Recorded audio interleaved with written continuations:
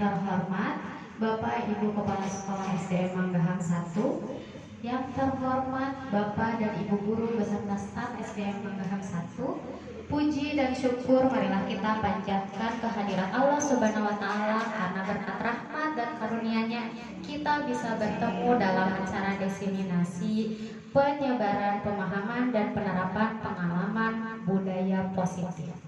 Tak lupa sholawat serta salam tetap tercurah limpahkan ke junjungan Nabi kita, Nabi Muhammad Sallallahu Alaihi Wasallam.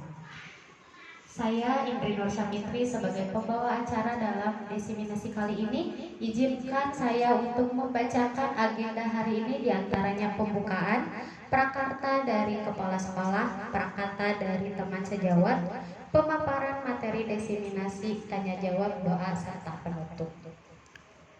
Acara selanjutnya yaitu prakarta dari kepala sekolah yang akan diwakilkan oleh Bapak Dani SPD. Kepada Bapak Dani dipersilahkan.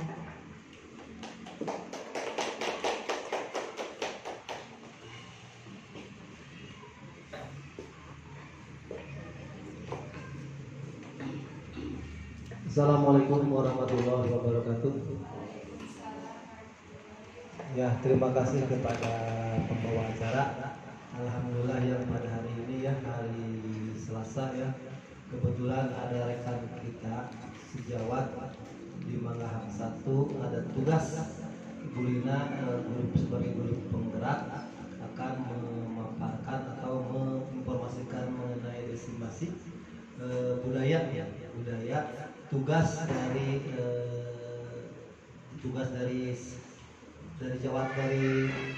guru penggerak ya. Mudah-mudahan menjadikan ini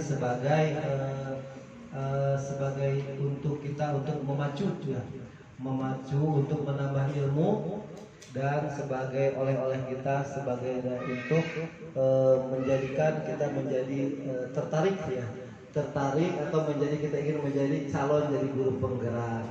Dan yang saya terima kasih sekali atas nama mewakili kepala sekolah Manggahang 1, berterima kasih ke Bu Lina. Mudah-mudahan Bu Lina semakin sukses dan semakin bisa memberikan motivasi atau dorongan kepada rekan-rekan seluruhnya yang ada di Manggahang 1 khususnya, dan umumnya di sekolah-sekolah yang ada di SD Bala Endah.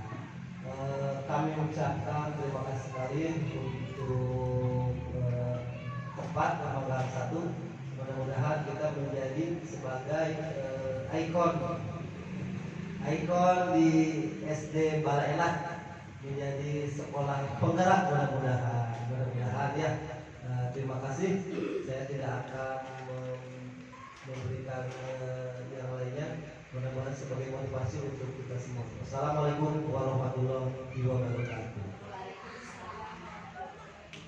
Terima kasih banyak kepada Kak Dani yang sudah mewakili kepala sekolah dalam memberikan prakarta hari ini dalam acara diseminasi. Selanjutnya prakarta dari teman sejawat yang akan disampaikan oleh Ibu Yulianingsih. Kepada Ibu Yuli dipersilahkan.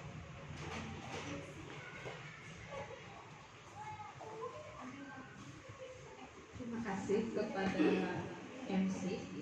Bismillahirrahmanirrahim. Assalamualaikum warahmatullahi wabarakatuh. Segala puji bagi Allah yang telah memberikan kenikmatan kesehatan sehingga kita bisa berkumpul di ruangan ini SDN Manggahang 1. Salawat dan salam kita curahkan kepada junjungan Nabi kita yaitu Nabi Muhammad SAW. Hari ini hari Selasa, di sini saya sebagai teman sejawat Bu Lina yang akan mempresentasikan tentang diseminasi tentang budaya positif. Di sini saya ucapkan terima kasih kepada beliau karena saya mewakili di sini. Tapi saya pertama-tama saya ucapkan juga terima kasih kepada Ibu Kepala Sekolah yang telah mengizinkan adanya ruangan di sini, serta saya ucapkan terima kasih kepada teman seprofesi, yaitu guru di SDN Manggahang 1 yang telah meluangkan waktunya hari ini. Di sini saya sebagai teman sejawat hanya bisa memotivasi Bu Lina, semoga selalu sukses, semoga selalu sehat, dan semoga kita sebagai teman-temannya bisa mengikuti beliau menjadi guru penggerak.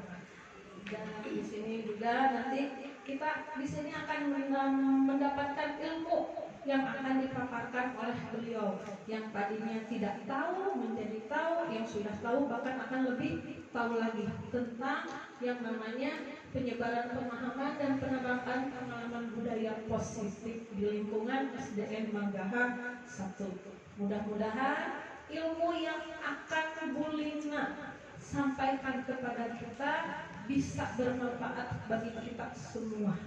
Sekian dari saya. Assalamualaikum warahmatullahi wabarakatuh. Waalaikumsalam warahmatullahi wabarakatuh. Terima kasih banyak kepada Ibu Yuli yang telah memberikan prakarsa dari teman sejawat dalam acara diseminasi kali ini. Tibalah kita di acara inti, yaitu pemaparan materi diseminasi yang akan disampaikan oleh Ibu Lina Marlina SPD. Kepada Bu Lina dipersilahkan.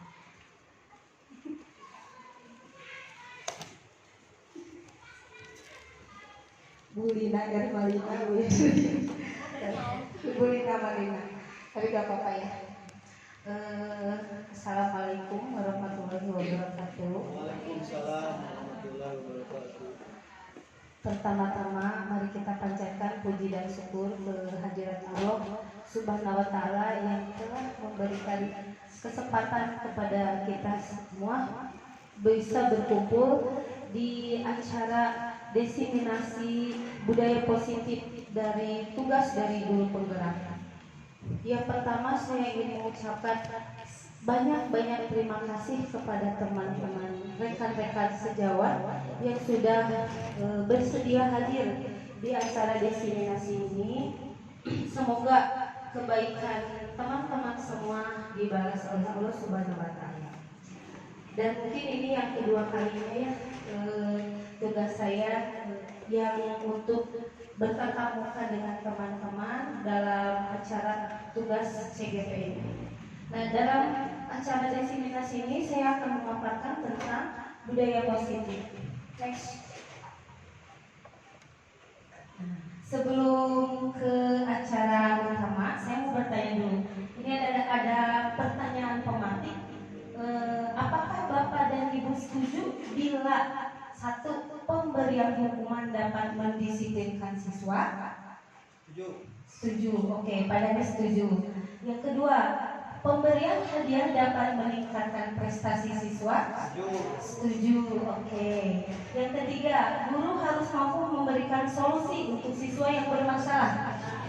Ya, setuju. Keempat, guru berperan sebagai teman untuk siswa? Setuju. Setengah. Ada yang bilang setengah.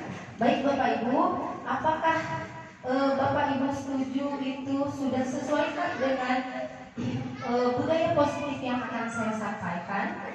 Next.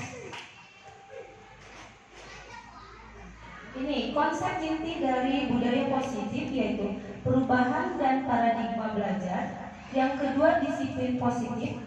Yang ketiga adalah nilai-nilai kebijakan. Yang keempat, kebutuhan dasar manusia. Yang kelima, motivasi perilaku manusia. Keenam, posisi kontrol guru. Ketujuh, keyakinan kelas. Dan kedelapan adalah segitiga restitusi. Next. Nah, ini apa itu budaya positif? Budaya positif merupakan perwujudan dari nilai-nilai atau keyakinan universal. Budaya positif di sekolah ialah nilai-nilai, keyakinan-keyakinan, dan pembiasaan-pembiasaan di sekolah yang berpihak pada murid agar murid dapat berkembang menjadi pribadi yang kritis, penuh hormat, tanggung jawab. Dalam mewujudkan budaya positif ini, guru memegang peran sentral. Guru perlu memahami posisi apa yang tepat untuk mewujudkan budaya positif baik di lingkungan kelas maupun di lingkungan sekolah. Nah ini, yang pertama adalah pembelajaran dengan paradigma baru, yaitu yang sudah Ibu Bapak ketahui bahwa paradigma pembelajaran baru yaitu sekarang apa kurikulumnya? Kurikulum Merdeka. Nah, karena kita sudah akan melangkah ke kurikulum baru dan meninggalkan kurikulum lama, kita ada di posisi mandiri belajar ya? Mandiri belajar. Nah, ini adalah pembelajaran dengan paradigma baru merupakan pembelajaran yang dirancang berdasarkan prinsip pembelajaran diferensiasi. Ibu-ibu pasti sudah dengar semua apa itu pembelajaran diferensiasi, walaupun sebenarnya kita semua juga belum terlalu memahami apa itu diferensiasi ya. Nah, sehingga para siswa peserta didik sesuai dengan kebutuhannya berdasarkan tahap perkembangan sesuai dengan teori psikologi modern untuk mewujudkan profil pelajar Pancasila. Nah, ini paradigmanya adalah profil pelajar Pancasila. Nah, ini. Nah, miskonsepsi tentang teori kontrol. Nih, ilusi bahwa guru mengontrol murid. Semua dikontrol guru, duduk, pembelajaran, apalagi sikap, apalagi yang biasa dikontrol guru, tulisan, ya, apalagi Tom yang tahu, yang biasa dikontrol sama guru apa aja? Pembelajaran, betul, apalagi keadaan kelas, betul, Bapak, apalagi psikologi anak, betul, apalagi banyak ya. Nah, itu adalah ilusi sebenarnya. Ilusi bahwa kita guru bisa harus mengontrol sikap mengontrol murid apapun itu. Tapi itu sebenarnya ilusi. Nanti kita bedah seperti apa sebenarnya. Selanjutnya adalah ilusi bahwa semua penguatan positif, efektif dan bermanfaat. Penguatan itu seperti tadi, memberi hadiah, acungan jempol, umpan balik, apalagi ya, pujian-pujian, itu ilusi penguatan efektif dan bermanfaat. Nah, itu sebenarnya adalah ilusi. Nanti kita akan bedah. Selanjutnya, ilusi bahwa kritik dan membuat orang merasa bersalah dapat menguatkan karakter. Nah, ini dikritik, anak-anak suka dikritik ya sama kita. Nah, itu. Terus sudah dikritik, anak itu dibuat sama kita itu merasa bersalah. Ya, nah itu supaya bisa menguatkan karakter. Nah, itu pemahaman kita yang miskonsepsi. Pemahaman yang selama ini salah sebenarnya ya. Selanjutnya, ilusi bahwa orang dewasa memiliki hak untuk memaksa. Betul, Bapak Ibu pernah melakukan itu, maksa ke budak kudu diajar? Betul, saya juga bisa gitu ya. Memaksa ke budak untuk mengerjakan hal ini, padahal itu adalah sesuatu yang tidak dia minati atau tidak sesuai dengan bakatnya, begitu ya. Nah, seperti itu adalah miskonsepsi kita selama ini. Next. Oke. Nah, paradigma perubahan teori kontrol, ilusi kontrol. Ini stimulasi respon, realitas kebutuhan kita sama. Teori kontrolnya realitas kebutuhan kita berbeda. Ini yang kita pahami dan itu adalah perubahannya. Contoh kebutuhan. Setiap anak memiliki kebutuhan yang berbeda, Bapak Ibu. Murid yang A berbeda dengan murid yang B kebutuhannya. Nah, gitu. Lagi, semua orang memiliki yang tadi. Semua orang memiliki hal yang sama. Setiap orang memiliki gambaran yang berbeda. Contoh, kalau kita menyajikan sebuah gambar kepada siswa, setiap anak mempunyai pendapat yang berbeda. Betul tidak? Betul. Nah, itu. Yang ketiga, kita mencoba mengubah orang agar berpandangan sama dengan kita. Teori kontrolnya adalah kita berusaha memahami pandangan orang lain tentang dunia. Nah, ini juga kita pernah alami. Kita semua mencoba mengubah pendapat atau pandangan itu sama dengan guru. Seperti itu ya. Pendapat anak-anak dirubah sama kita agar sama dengan pendapat kita. Padahal setiap anak punya pendapat yang berbeda. Lanjut. Belum. Orang lain bisa mengontrol saya. Teori kontrol yang berubah, hanya Anda yang bisa mengontrol diri sendiri. Nah, ini orang lain bisa mengontrol saya, termasuk saya bisa mengontrol siswa saya. Padahal kita harus menanamkan kepada siswa bahwa siswa itu harus bisa mengontrol dirinya sendiri. Selanjutnya, saya bisa mengontrol orang lain. Ini sama dengan yang tadi. Anda tidak bisa mengontrol orang lain. Pemaksaan pada saat saat bujukan gagal.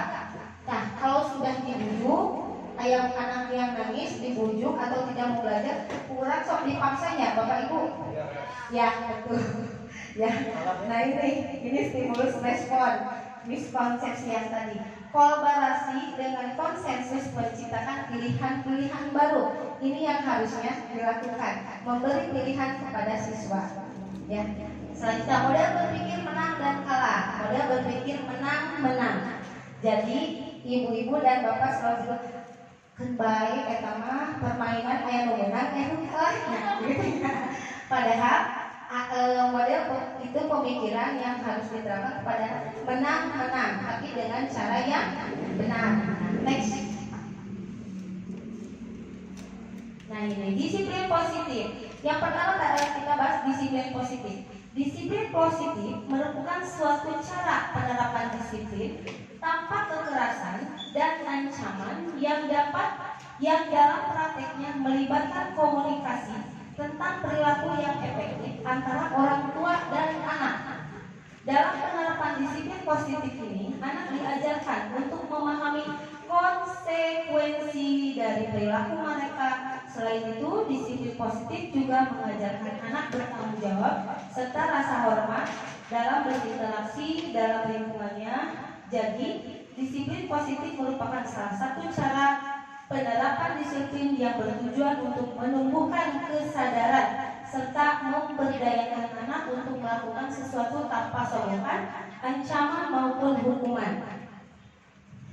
Nah, Bapak Ibu, disiplin positif ini kita menanamkan disiplin ke anak seperti di sekolah. Anak-anak bisa berbicara sopan di depan kita, tetapi di luar kita atau jauh dari kita, anak-anak tetap berbicara kotor. Berarti anak-anak itu berbicara lembut atau berbicara tidak kasar itu karena takut sama kita ya.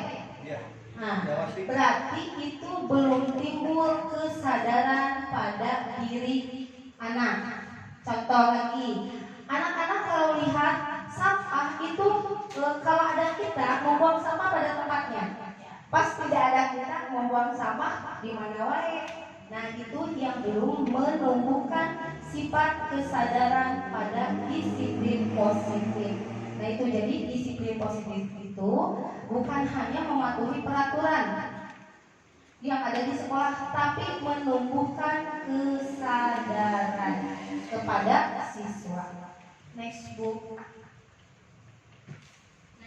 Nilai-nilai kebajikan, nilai kebajikan dari profil pelajar Pancasila. Nah, yang kita konsumsi untuk kurikulum baru adalah ini, profil pelajar Pancasila. Beriman dan bertakwa kepada Tuhan Yang Maha Esa, berakhlak mulia, berkebinekaan global, gotong royong, mandiri, kreatif dan bernalar kritis. Ini yang sekarang kita paradigma baru adalah ini. Profil pelajar Pancasila. Dulu kita menggunakannya ini Pak, toleransi, rasa hormat, integritas, betul ya?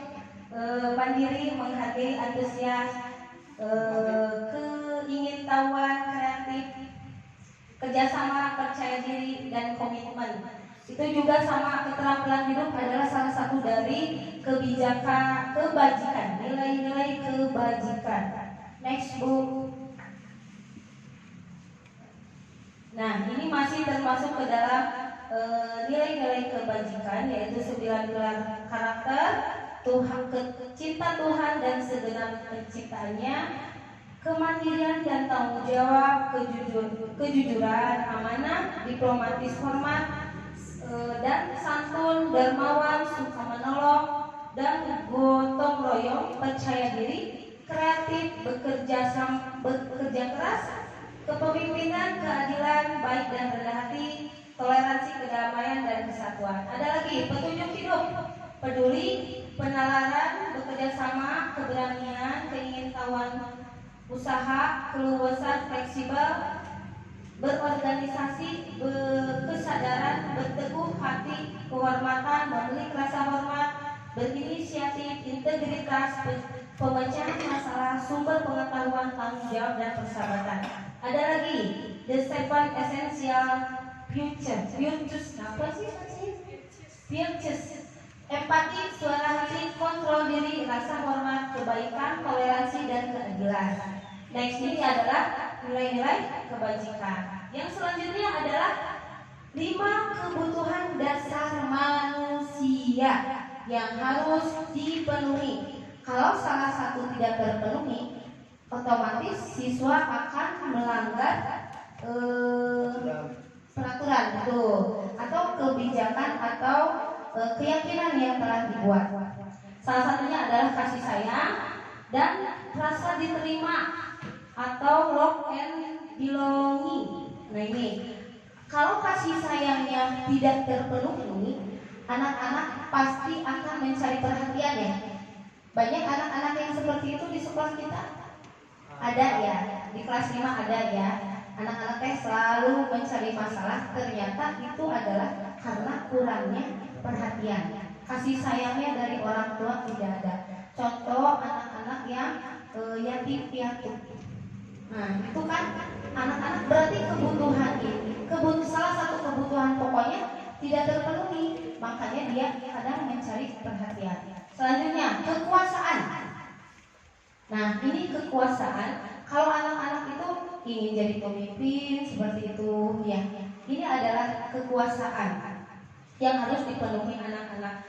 Bukan berarti dia harus berkuasa di kelas, bukan seperti itu. Nah, selanjutnya kesenangan, hepan. Jadi anak-anak kalau tidak bahagia, dia akan mencari tadi seperti perhatian supaya dia bisa bahagia. Itu adalah kebutuhan pokok. Selanjutnya bertahan hidup. Bertahan hidup seperti yang tadi Bapak Ibu dari kebijakan, nilai-nilai kebijakan, bahwa anak-anak harus memiliki nilai-nilai kebijakan yang tadi bertahan hidup. Nah itu kebebasan. Nah kebebasan, salah satu kebebasan bukan berarti bebas sebebas-bebasnya, tapi bebas sesuai dengan minat dan bakat, termasuk dalam pembelajaran di kelas. Nah gitu. Sekarang tidak ada lagi teacher center, tapi sekarang harus ada student center. Jadi kita yang mengikuti murid, bukan murid yang mengikuti kita. Nah gitu. Next. Nah ini motivasi perilaku manusia. Motivasi terdiri dari 2. Yang pertama adalah motivasi intrinsik, yaitu intrinsik dorongan dari luar, dari teman, dari ayah, dari ibu, pokoknya dari luar ya. Dari siapapun lingkungan, itu yang intrinsik, untuk menghindari kenyamanan atau hukuman. Nah ini yang intrinsik biasa motivasinya. Yang kedua, untuk mendapatkan imbalan atau penghargaan dari orang lain.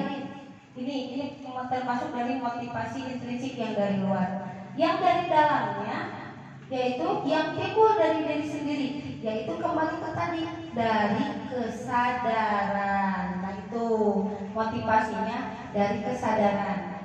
Motivasi intrinsik untuk menjadi orang yang mereka inginkan dan menghargai diri sendiri, dengan nilai-nilai yang mereka percaya, yang tadi kembali ke kesadaran diri sendiri. Ini motivasi intrinsik, Bapak Ibu. Next. Nih, 5 posisi kontrol guru. Nah, ini Bapak Ibu. 1, penghukum. 2, pembuat rasa bersalah. 3, teman. 4, pemantau. 5, manajer. Nah, yang tadi. Nah, ini biasanya digunakan pada saat kita menyelesaikan masalah atau pas anak-anak melakukan kesalahan. Contoh kasus, misalkan anak-anak kesiangan sekolah.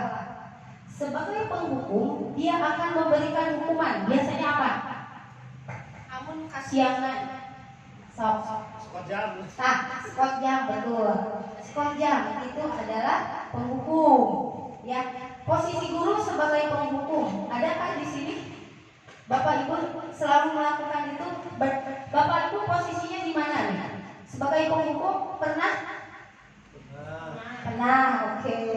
Nawan lari tilu-tilu. Mengerjakan tugas nulis HPS. Tidak mengerjakan tugas, murid disuruh nulis HPS. Itu salah satu posisi guru, berarti posisi sebagai penghukum. Ada lagi contoh yang lain punya? Pernahkah punya? Kalau menghukum secara ini enggak, cuman menghukum diri sendiri yang tadi kesadaran yang tadi kata Bu Lina. Oh, Jadi mereka membuat kesepakatan kayak gitu. Jadi uangnya untuk membuat di kelas. Oh siap, berarti melakukan supaya anak sadar dengan kesalahannya, baik ya, gitu ya, atau merasa bersalah ya. Nah, dia tidak mengulang lagi, baik. Selanjutnya ada lagi contoh guru olahraga ya. Skot ya. Guru olahraga ada Pak Guru. Oh ya, baik. Selanjutnya membuat rasa bersalah. Posisi guru membuat rasa bersalah. Jadi guru teh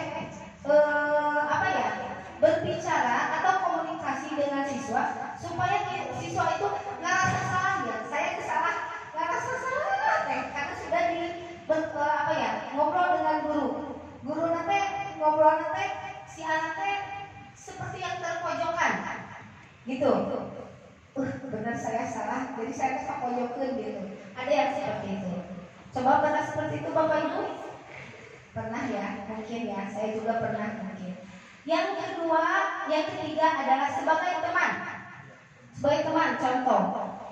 Tong kitu atuh, lamun kitu, oke Bapak oke sampah dicarekan atau Bapak juga ditegur sama kepala sekolah. Tolonglah Bapak, bantu Bapak supaya Bapak juga tidak ditegur. Itu posisi sebagai teman. Jadi diajak ngobrol secara lembut. Nah, ini. 3, selanjutnya pemantau. Pemantau itu hanya tinggal kamu melihat ke struktur peraturan kelas atau sekolah. Lihat anaknya ada yang salah, oh ini salah, ini salah. Ini kamu sudah melakukan kesalahan dengan terlambat datang atau kamu tidak mengerjakan tiket seperti itu. Nah, kalau ini manajer itu posisinya seperti ini. Berkomunikasi dengan anak, si anak diajak bicara, dia ditanya apa yang sudah dilakukannya, apa kesalahannya. Nah gitu. Setelah itu ditanya kesalahannya, apa tindakan selanjutnya untuk memperbaiki kesalahannya. Jadi dibimbing untuk diperbaiki kesalahannya, tapi tidak diberi hukuman, tidak diberi denda, atau tidak diberi tidak. Tapi dia dibimbing untuk ke jalan yang benar, gitu. Kembali ke jalan yang benar. Apa yang harus dilakukan? Jadi yang dilakukan bukan dari guru, tapi dari siswa sendiri, kesadarannya sendiri. Gitu. Next, Bu. Oh ya, ini contohnya. Ini yang tadi ya. Nah ini Bu, contohnya misalkan lari 5 keliling di lapangan upacara. Nah ini contoh-contoh dari posisi kontrol guru. Nah ini, apa yang kamu, nah ini sebagai manajer.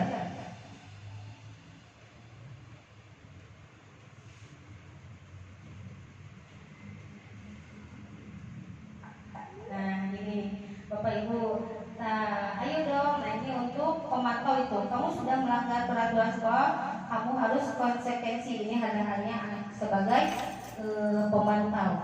Nah sekarang saya tanya, di manakah posisi Ibu yang sudah pernah Ibu Bapak lakukan saja? Di manakah posisi Ibu? Teman. Oke, Pak Dani teman. Oh, Pak Dani pasti teman. Pak Dani sakit ya. Saya sudah tahu Pak Dani. Betul. Ada dong yang menjadi Ya. teman, membuat Oke. rasa bersalah dan pemantau. Oh, bukunya membuat rasa bersalah dan pemantau. Oke, siap. Ada lagi? Di manakah posisi Bu Indri? Oke. Teman dan membuat rasa bersalah. Nah, ada lagi? Baiknya mana? Manajer. Oh, manajer. Udah halus. Betul, Bapak Ibu betul. Karena posisi guru sebenarnya itu harus menjadi manajer, Iya, betul. memanage, ya. Itu harus jadi manajer, memanage. Jadi teman itu tidak belum tepat sebenarnya, karena itu juga akan anak-anak teh kurang menghargai kita. Nah, di mana bisa diulang kembali kesalahannya itu seperti itu. Jadi yang betul adalah kita seharusnya berada di posisi manajer, mengarahkan anak ke arah yang lebih baik atau ke arah kebijakan kebajikan, nilai-nilai kebajikan yang tadi saya sampaikan. Next, keyakinan kelas. Nah ini kenapa bukan peraturan kelas ya? Ada yang tahu? Kenapa keyakinan kelas bukan peraturan kelas?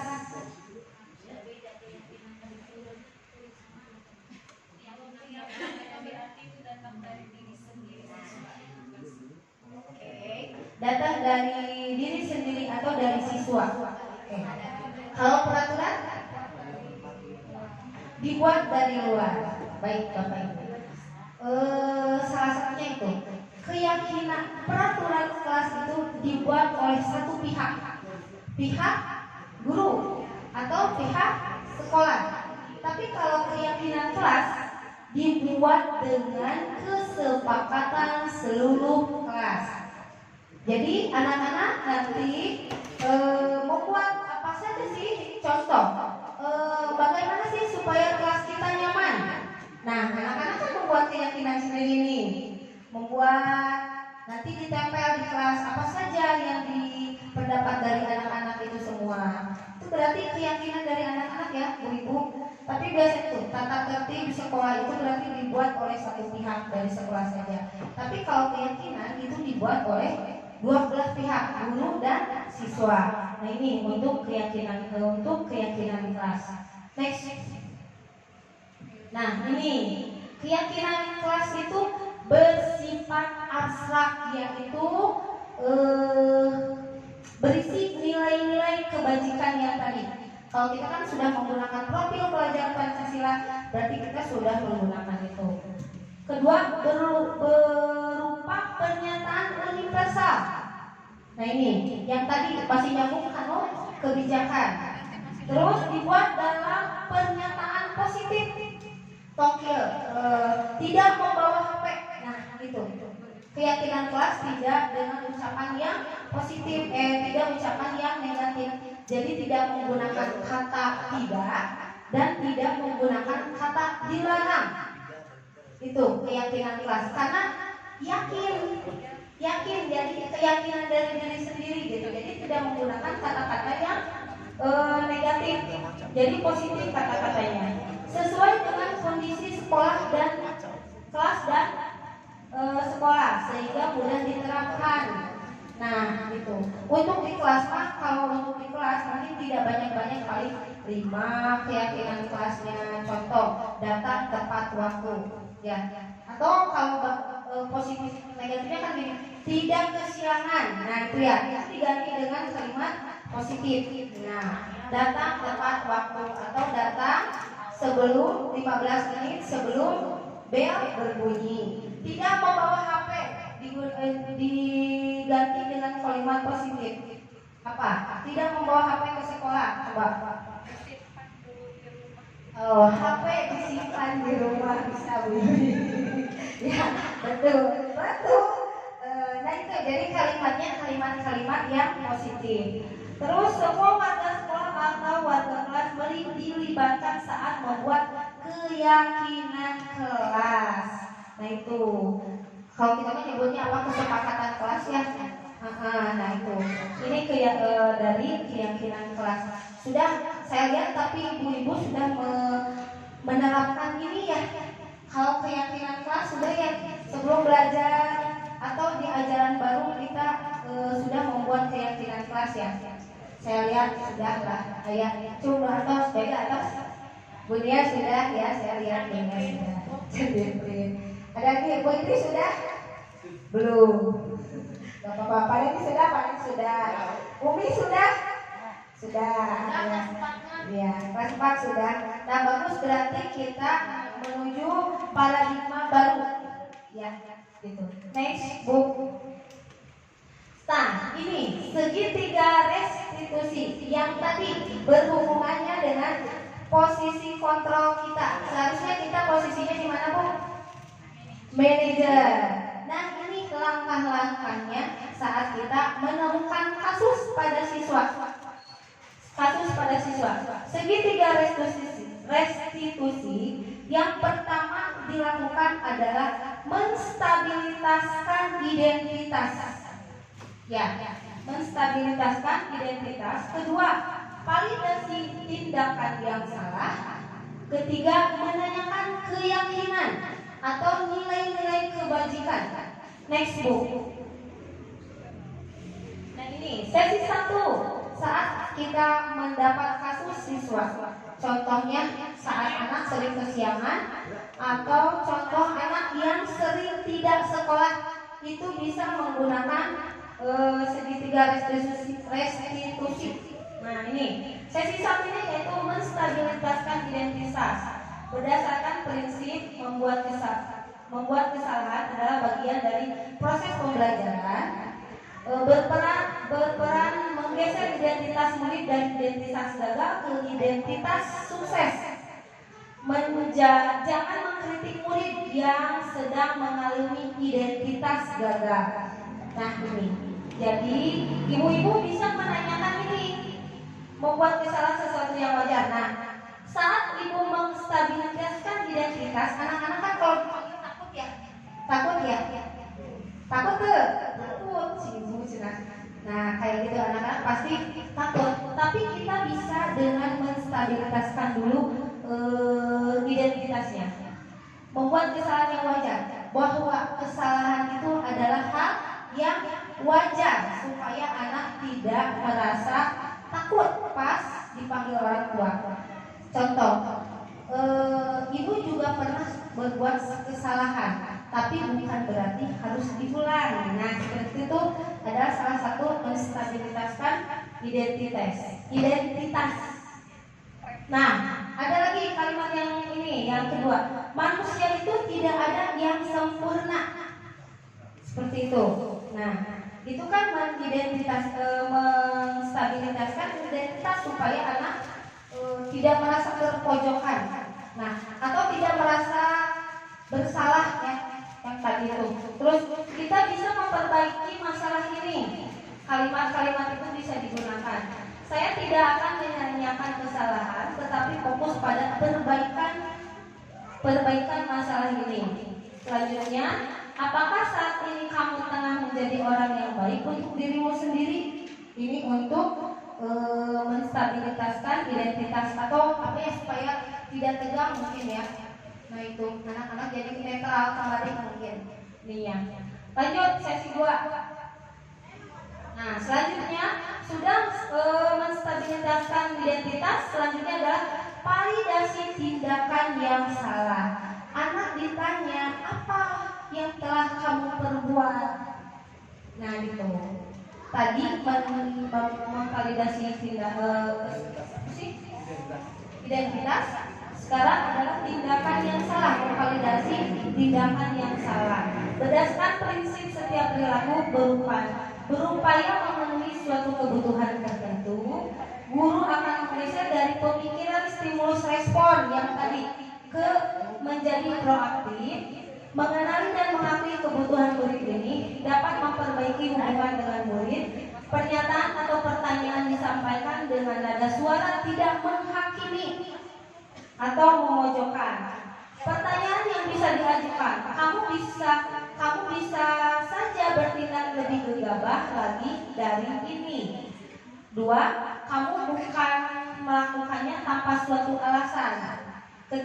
Kamu melakukannya karena mempertahankan sesuatu yang penting bagimu. 4. Mungkin kamu bisa mempelajari suatu perilaku baru yang lebih efektif. Bersediakah kamu mempelajarinya? Nah, ini untuk memvalidasi kesalahan. Jadi anak-anak menyadari kesalahannya. Nah, Bapak Ibu itu.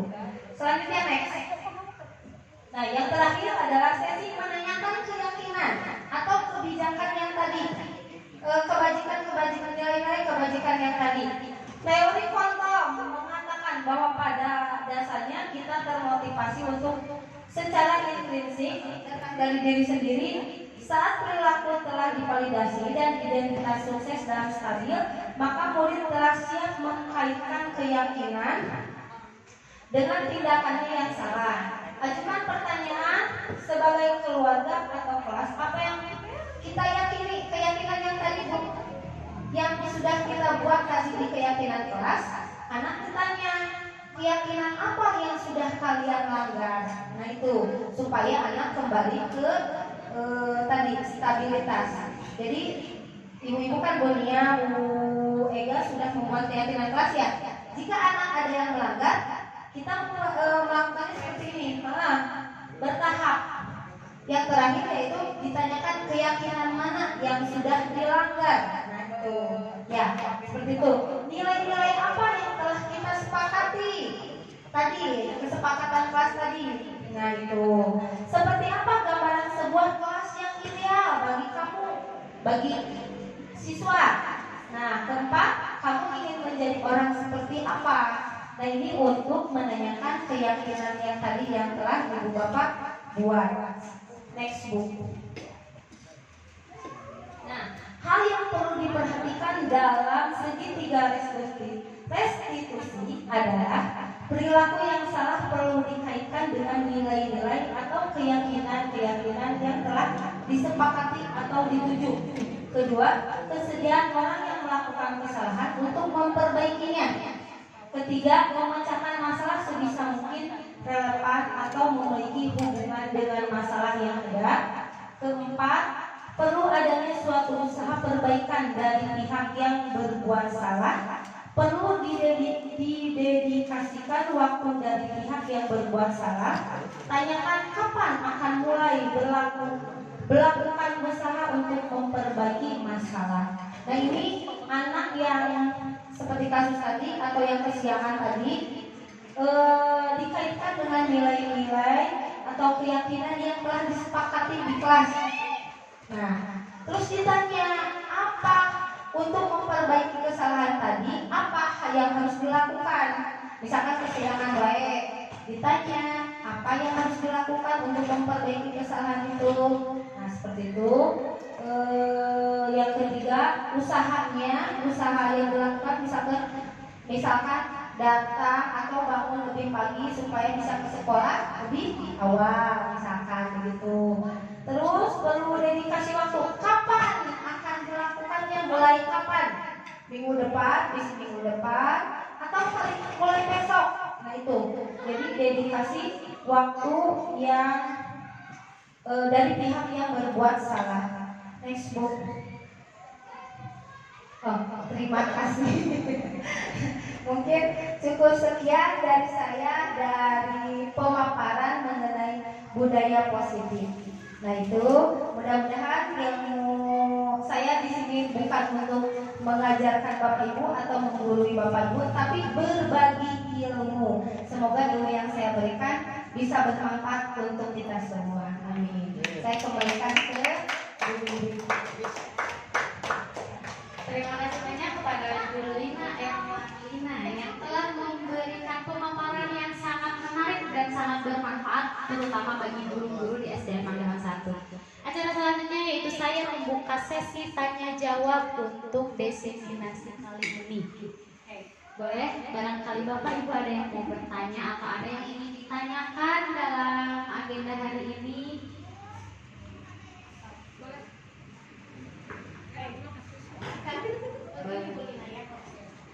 Dengan Ibu siapa? Kelas berapa? Bismillahirrahmanirrahim. Saya Ibu Ega dari kelas 4. Ketika ada anak di kelas 4 yang belum pandai membaca, karena tidak ada anak bodoh ya, hanya kurang saja anak yang belum pandai membaca, sedangkan di kelas 4 atau kelas atas sekarang kita bilangnya adalah fase B, itu bukan proses untuk membaca karena sudah mencakup harus memahami isi bacaan tersebut.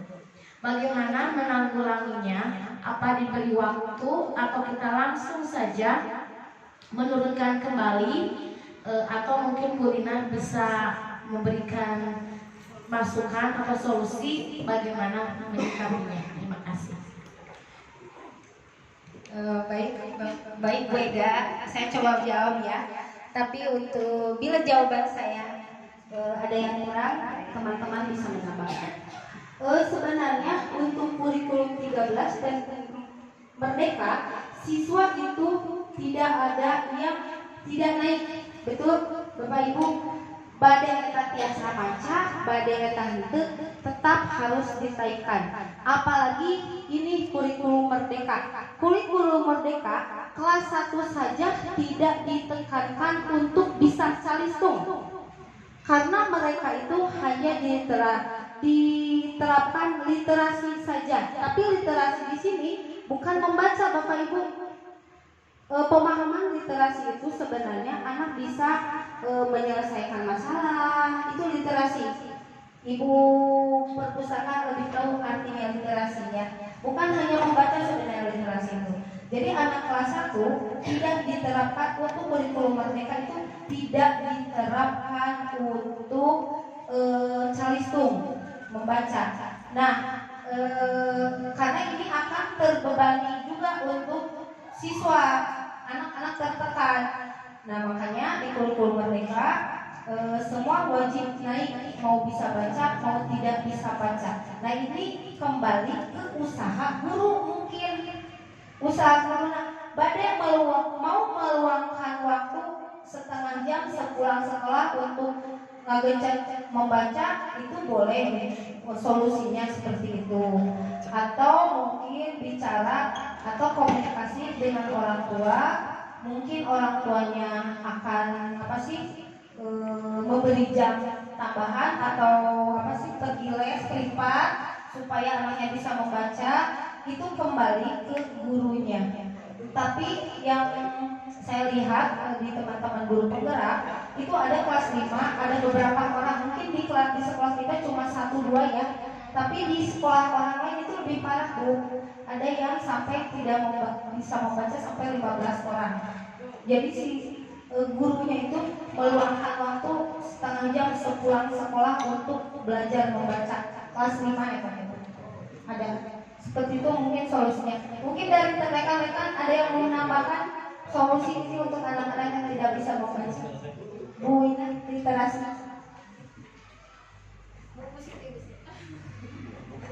Pak Gubron, ada? Sebetulnya kalau untuk bisa membaca itu kuncinya tetap ada di lingkungan keluarga. Jadi yang betul-betul harus kerja keras itu bukan guru saja, utamanya orang tuanya di lingkungan itu. Dan anak-anak itu sebetulnya bisa memahami pembelajaran, terus membaca contohnya ya, di rumah gitu, bukan di sekolah gitu. Iya, karena di sekolah kan hanya sebentar ya, dari jam 7 sampai jam 12 waktunya lebih sedikit, sedangkan di rumah kan waktunya lebih banyak ya. Iya, harus ada kerjasama antara guru dan Orang tua. orang tua. Pasti harus ada sinkronnya. Berarti intinya harus ada kerjasama antara guru dengan orang tua siswa untuk agar anaknya bisa membaca. Baik, ada lagi yang mau bertanya? Oh, Bu Yuli. Silakan Bu Yuli.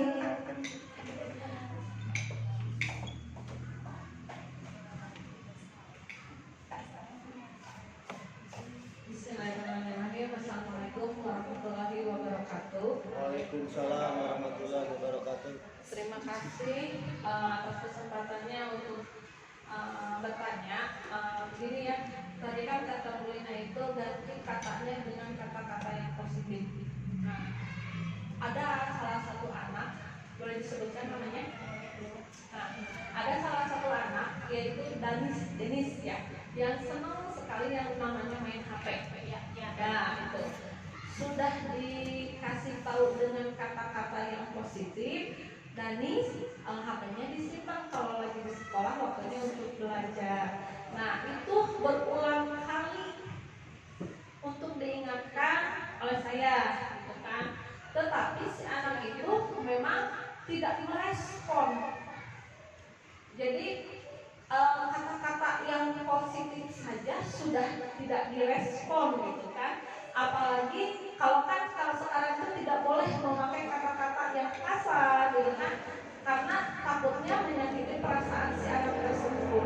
Maka diganti dengan kata-kata yang positif juga, si anak tersebut tidak ada reaksi apapun. Nah, maka dari itu apakah yang seharusnya dilakukan dengan kata-kata positif juga tidak ada reaksi dari anak tersebut?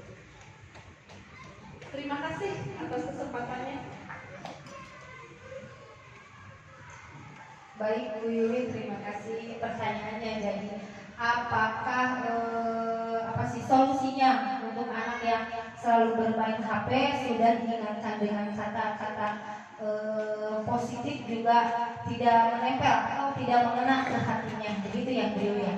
Nah Bu Yuli, mungkin karena anak-anak ini kita sudah zaman abad 21 ya, anak-anak itu jangankan anak-anak yang sudah besar di kelas atas, di kelas bawah pun anak-anak itu sudah tidak bisa lepas dari HP. Ya, solusinya mungkin kita membuat peraturan kelas ya, di kelas itu membuat keyakinan kelas bahwa si HP disimpan di rumah. Tapi anak-anak itu suka mencuri-curi, jadi membawa HP diam-diam ke sekolah, begitu ya. Nah itu, walaupun sudah diingatkan kita bahwa itu adalah bagian dari keyakinan kelas, tapi anak-anak selalu tetap membawa, dan sudah diingatkan dengan kata-kata yang lembut juga, tidak nempel atau tidak menyerap ke dirinya. Mungkin kalau saya solusinya, anak-anak yang membawa HP karena itu susah sekali dilarang, jadi pas jam pelajaran anak-anak HP-nya dikumpulkan dulu di depan kelas, di meja guru. Mungkin seperti itu solusi dari saya. Ya, kelas kita pada ini begitu ya, pada kumpulkan pas waktu belajar, hanya boleh diambil pas waktu sekolah saja. Jadi di sekolah, pulang sekolah saja. Jadi pas belajar atau anak-anak tetap fokus belajar. Pas istirahat juga anak-anak bermain bersama temannya. Jadi tidak ada yang pas istirahat tunggu kamu HP seperti itu. Dan itu juga perlu untuk di sekolah, mungkin kita bisa seperti itu solusinya. Tapi yang lebih utama itu di rumah. Kalau orang tuanya membiarkan, tidak ada peringatan dari orang tua, itu akan sulit juga seperti itu. Nah itu. Maka ada tambahan dari yang lain untuk HP? Tapi mungkin ya memang hanya masukan ya. Tapi lebih baik memang tidak diperbolehkan membawa HP. Lebih baik. Tapi kalau setiap guru kan berbeda. pelaturannya boleh membawa tapi simpan HP-nya. Tapi kalau sekiranya tidak dibutuhkan, takut hilang, kita bagaimana? Di sini juga di ruang guru banyak lalu lalang orang yang kita tahu juga, mungkin lebih baik tidak membawa HP. Nah, kalau ada hari itu memang dikhususkan untuk belajar menggunakan gadget, silahkan. Nah, tadi kayak diingat tadi, untuk hari itu kumpulkan, setelah selesai kumpulkan, pulang bawa. Tapi kalau sehari-hari tidak diperlukan di dalam kelas untuk pembelajaran, lebih baik tidak membawa gadget ke sekolah. Terima kasih. Gimana Bu Yuli, sudah puas? Tidak puas? Puas. Iya. Ya, ya itu kan gini. Ya, kita kan tadi sudah ada kesepakatan, tapi anaknya sering melanggar gitu ya, Bu Yuli gitu kan. Nah, mungkin lebih baik kalau sering kayak gitu. Tapi untuk kelas-kelas atas kan kita selalu ada pembelajaran digital juga kan, karena anak-anak juga harus diperkenalkan dengan IT. Kita juga tidak bisa lepas dari itu. Ya mungkin solusinya seperti itu. Kalau untuk anak-anak yang susah diperingati, Bu Yuli, saya begitu kalau di kelas. Tuh Denis, kelas Padani kan, kalau saya ngajar di kelas Padani, saya simpan HP-nya di payung. Jadi anak-anak tetap fokus kamu belajar. Soalnya gini, beres nulis, beres belajar, anak-anak masuk kalau HP, main game ternyata. Kalau tetap disimpan di anak-anak, jadi saya mau dikumpulkan di payung di depan, nanti pulang diambil. Itu solusi saya. Saya di kelas seperti itu. Begitu Bu. Kalau di jam pelajaran, contoh kan sambil menunggu orang tua, biasanya si anak tuh main game terus gitu kan. Di jam pelajaran maksudnya pas pulang? Di luar jam pelajaran. Kalau itu sih mungkin kalau di luar jam pelajaran, kalau masih di lingkungan sekolah mungkin emang masih tanggung jawab kita ya. Tapi kan kita sudah punya keyakinan kelas atau peraturan bahwa sepulang sekolah diberikan kembali kepada anak. Ya mungkin itu emang sulit untuk dilarang, Bu Yul, karena anak-anak sudah tidak bisa lepas dari HP. Ada yang lain pendapat dari yang lain? Pak Irfan, Bunia. Ayo, nggak apa-apa. Iya, organisasi.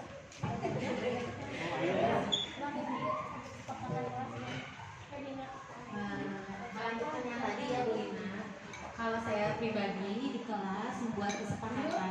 Tapi selain membuat kesepakatan itu, kita tetap sebagai wali kelas itu memantau, bukan hanya membuat kesepakatan udah aja. Tapi alhamdulillah yang saya alami setelah membuat kesepakatan itu anak-anak menurut, alhamdulillah gitu ya.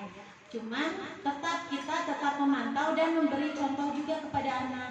Jangan main HP, tapi kita guru di kelas masih bermain HP, gitu kan? Jadi dikembalikan lagi, kesepakatan kelas sudah dibuat dan guru pun menjadi teladan bagi siswanya.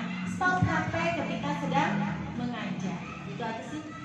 Ya, mungkin kembali lagi ke diri kita sendiri sebelum ini ke siswa juga. Kita sebagai guru memberi contoh yang baik. Mungkin anak juga meniru, karena kalau yang saya alami setelah membuat kesepakatan tidak anak-anak menurut apa yang sudah disepakati. Satu lagi, jangan buat dunia satu lagi. Tapi biasanya saya aja ya sekarang kumer, tidak ada buku, pasti saya menggunakan gadget di depan anak-anak. Kembali lagi sih soalnya. Tapi kita sepakatnya gini, anak-anak, ibu buka gadget, ibu bawa HP depan kalian, ibu lihat materi. Saya seperti itu suka menjelaskan. Atau ketika saya haus di kelas, maaf ya, ibu haus, atau anak-anak ibu mau sarapan dulu sebentar ya, 2 menit aja. Kita harus selalu konsultasi dengan anak-anak apapun yang akan kita lakukan, terutama ini. Dan ini tidak akan bisa jauh dari guru Ima. Kalau anak ya itu harus jauhkan gitu kalau anak mah. Ya seperti yang tadi kata Bu Ega, jadi minta izin aja dulu. Ya, Kita buka terima HP kasih. itu ada alasan. Soalnya tentang gadget itu permasalahannya luasnya bingung juga kita. Kembali lagi ke orang tua, kesepakatannya bukan hanya di sekolah tapi di rumah juga membuat. Iya betul. Jadi saya simpulkan. Jadi pada intinya anak-anak itu tidak bisa lepas dari HP atau gadget. Tapi ya, karena kita kelas atas itu sudah ada pembelajaran digital atau IT, pengenalan IT ya. Contohnya dengan dengan pembelajaran wishlist ya, asesmen. Untuk asesmen itu kan macam-macam ya. Kita bisa asesmen itu bisa menggunakan wishlist, kahot, sama apa ya? Satu lagi apa sih? Substantif ya, itu untuk asesmen. Nah, Bapak Ibu ya, solusinya dari saya mungkin seperti itu. Dan betul kata Unia bahwa kita itu harus jadi teladan bagi murid-muridnya. Jangan sampai kita membuat kesepakatan tidak membawa HP ke sekolah atau HP disimpan di rumah, tapi gurunya main HP di sekolah dari kelas ya. Sepanjang pembelajaran guru main HP di kelas. Jadi kembali lagi kepada guru juga harus menjadi teladannya. Ada lagi yang mau bertanya? Ada lagi Pak Dani, Pak Irfan? Cukup sekian? Oh baiklah, mudah-mudahan semua puas ya, jadi tidak ada yang bertanya. Ya, alhamdulillah cukup seru sekali di sini. Mungkin dikembalikan lagi ke kepada kelasnya mungkin ya. Kembali lagi kepada aturan kelasnya, dibedakan menjadi ada kelas ini, kelas bawah mungkin untuk dilarang membawa HP atau tidak menggunakan HP di kelas itu cocoknya untuk kelas bawah mungkin ya, karena kelas bawah itu termasuk ke dalam masih pra-operasional kalau menurut yang PHC itu. Jadi harus dilihat dari hal yang konkret. Kalau misalkan anak-anak nggak boleh megang HP, berarti gurunya juga nggak, berarti itu cocoknya di kelas bawah. Beda halnya dengan kelas atas. Kelas atas pasti perlu menggunakan gadget untuk menunjang pembelajaran, karena kan sekarang sudah apa-apa era digital, maka dari itu dikembalikan lagi kepada kelas sesuai dengan aturannya yang berlaku. Oke, alhamdulillah sangat bermanfaat dan sangat bersemangat. Mungkin acara hari ini dicukupkan sekian, dilanjutkan dengan doa penutup yang akan disampaikan oleh Bapak Irfan. Kepada Bapak Irfan dipersilakan.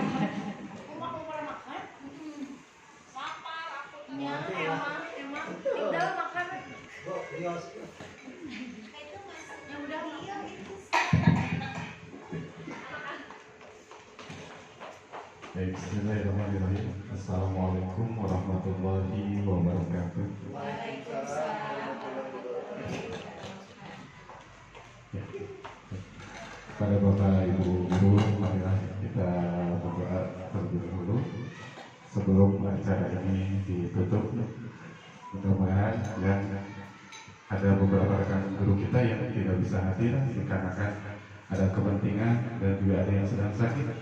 Ya, Bu Adel, mudah-mudahan beliau segera disembuhkan dari penyakitnya dan disehatkan kembali oleh Allah Subhanahu wa Ta'ala. Dan yang sedang ada kepentingan, semoga acaranya dilancarkan oleh Allah. Dan kepada Bu Lina, mudah-mudahan acara kedepannya terus sukses dan diberikan kelancaran dan selalu ada dalam kesehatan oleh Allah Subhanahu wa Ta'ala. A'udzubillahi minasyaitonirrajim. Bismillahirrahmanirrahim. Allahumma shalli ala sayyidina Muhammad wa ala sayyidina Muhammad wa sallim wa barik. Amin ya Allah ya rabbal alamin. Allahumma ighfir lil muslimina wal muslimat wal mu'minina wal mu'minat al ahya'i minhum wal amwat innaka sami'un qaribun mujibud da'wat.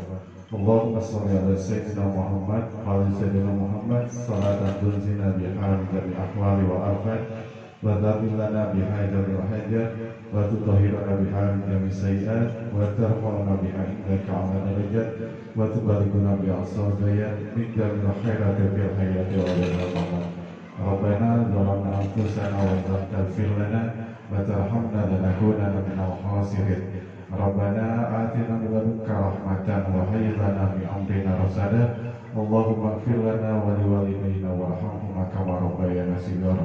Rabbana atina fid dunya hasanah wa fil akhirati hasanah wa qina adzabannar. Subhana rabbika rabbil izzati amma yasifun, wassalamun ala mursalin, walhamdulillahi rabbil alamin. Amin ya Allah ya rabbal alamin. Assalamualaikum warahmatullahi wabarakatuh.